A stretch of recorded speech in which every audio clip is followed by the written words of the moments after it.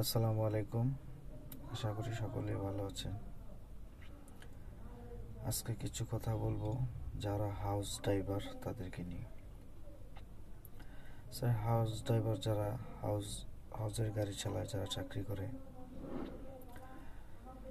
মহাজনরা কি যে মনে করে বুঝি না।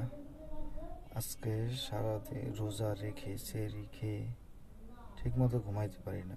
সকালে আসলাম, আসার পর কি হইলো, এখন বাজতেছে 2টা, এখন পর্যন্ত কোথাও বের হয় না, বসায় রাখছে। কেন বসায় রাখছে সেটা জানি না। হয়তো তারা পরীক্ষাও করে, অনেক সময় অনেকভাবে পরীক্ষা করে, যে দেখি ড্রাইভারের বসায় রেখা তারা কিভাবে নেয় বিষয়টা।